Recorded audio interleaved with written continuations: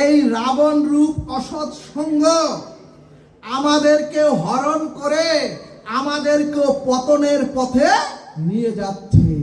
তার কারণ আপনি 1 ঘন্টা ধরে যদি এই ভাগবত অমৃত শোনেন, আপনি যদি 10 বছর ধরেও যদি শুধুমাত্র ফল আর দুধ খেয়েও ভজন করেন,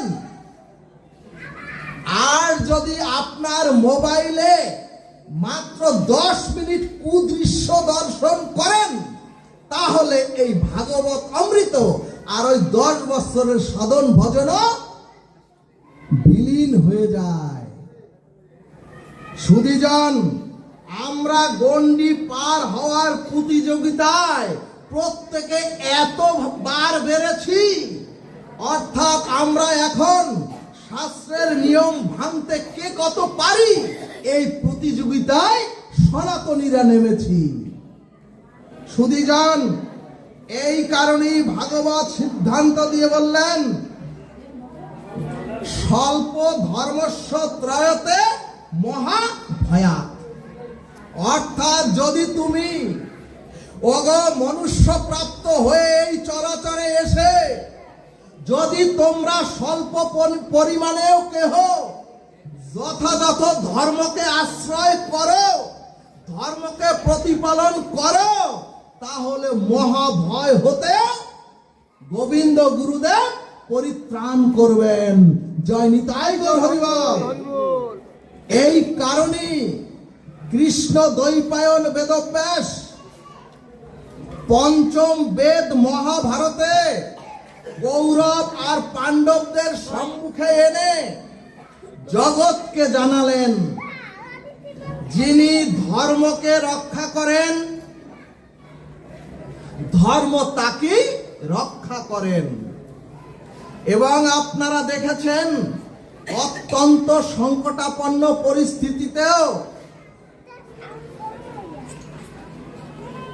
পাণ্ডবদের বিনাশ করা যায়নি। আরো মধুর কথা হলো, ভগবান পঞ্চ পাণ্ডবদের সাথে ছায়ার মতো মিশেছিলেন।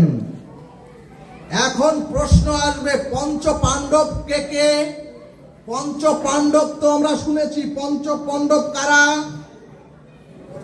সুধীজন, এখানে যুধিষ্ঠির মহারাজ হচ্ছেন ধর্মের স্বরূপের প্রকৃষ্ট রূপ। মহাভারতের ভীম হচ্ছেন ধর্মযুক্ত বল। ভালোভাবে বুঝতে হবে, অধর্মের বল নয়। ভাগবত বললেন, ধর্ম, ন্যায়, সত্য, আদর্শের বলের প্রতীক হচ্ছেন ভীম। সুধীজন, অর্জুন হচ্ছেন জীবাত্মার প্রতীক। এরপরে নকুল হচ্ছেন বুদ্ধির প্রতীক, আর সহদেব হচ্ছেন সত্য সুন্দরের প্রতীক। ভাগবত সিদ্ধান্ত বললেন, যদি আপনার সাথে ধর্ম থাকে, যদি আপনার সাথে ধর্মযুক্ত বল থাকে, আর আপনি যদি ধর্ম বুদ্ধি সম্পন্ন হন,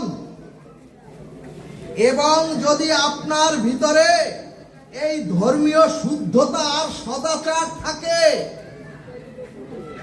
তাহলে সেই জীব সত্তার ভার স্বয়ং ভগবান নিজে গ্রহণ করেন। জয় নিতাই গৌর হরিবল। এরপরে মহাভারতের নিগুরু তত্ত্ব হলো,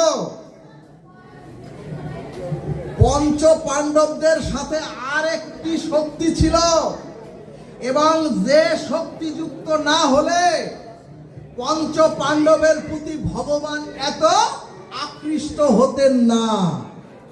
সুধীজন, সেই শক্তিটাই হচ্ছে দ্রৌপদী বা পাঞ্চালী।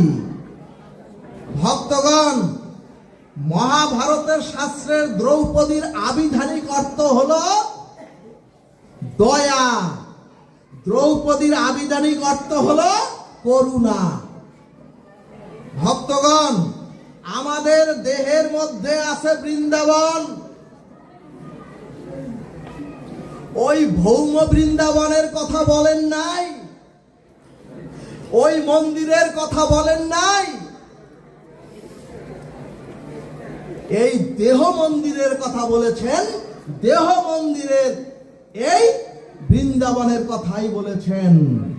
এই দেহের মধ্যেই আছে ভক্তির যমুনা প্রবাহমান, এবং এই দেহের মধ্যেই আছে কৌরব আর পাণ্ডব, দুই পক্ষই আছে মনুষ্য দেহের এই শরীরে।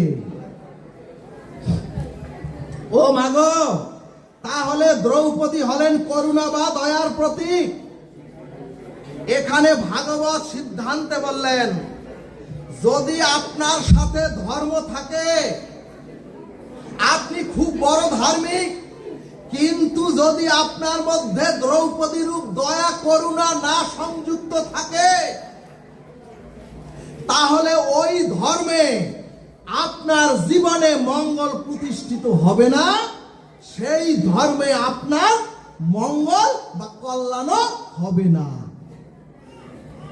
এরপরে ধরুন, আপনার মধ্যে শুদ্ধ সাত্ত্বিক ধর্ম বল আছে, কারণ আমরা তো সকলেই শক্তিশালী, কিন্তু যদি সেই বলের সাথে দয়া করুণা সংযুক্ত না হয়, তাহলে আপনার সত্য সুন্দরকে আপনি আমি প্রতিষ্ঠা করতে পারবো না।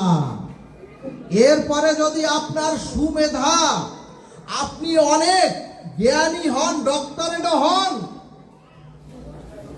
এমনকি আপনার মধ্যে যদি খুব সুন্দরতাও থাকে, তাহলে আপনি প্রকৃত সুন্দর নন, যদি আপনার সাথে ওই সুন্দরের সাথে দয়া করুণা যুক্ত না হয়। অর্থাৎ সুধীজন, দ্রৌপদী রূপ দয়া করুণা পঞ্চ পাণ্ডবদের সাথে ছিল বিধায় ধর্ম, মেধা, বুদ্ধি, বল বিজয়ী হয়েছে কুরুক্ষেত্রের যুদ্ধে। সুধীজন, এই কারণেই ভাগবত বললেন, ওগো, জীবের দুঃখে যদি আপনার হৃদয় না কাঁদে, অন্যের অকল্যাণে যদি আপনার হৃদয়ে কল্যাণ চিন্তা না আসে, অন্যের কষ্টকে যদি নিজের কষ্ট অনুভব না করতে পারেন, এবং পরের বিপদকে যদি নিজের বিপদ না মনে করতে পারেন, অর্থাৎ এই দয়া করুণা যতদিন আপনার মধ্যে না আসবে, ততদিনে আপনার মধ্যে প্রকৃত ধর্ম প্রতিষ্ঠা পাবে না। সুধীজন, পঞ্চ পাণ্ডবদের স্ত্রী দ্রৌপদীর প্রকৃত অর্থ হলো, আমাদের সন্তানদের কিন্তু অন্যরা এই কথা বলে বিভ্রান্ত করে। পঞ্চ পাণ্ডবের স্ত্রী দ্রৌপদীর প্রকৃত অর্থ হলো ধর্ম, বল, মেধা, বুদ্ধি আর সত্য সুন্দর। এই পাঁচটি গুণ শক্তির সাথে যদি দয়া করুণা যুক্ত হয়, তাহলে তারাই বিশ্বজয়ী হয়ে মহাপ্রস্থানের পথে চলে যায়।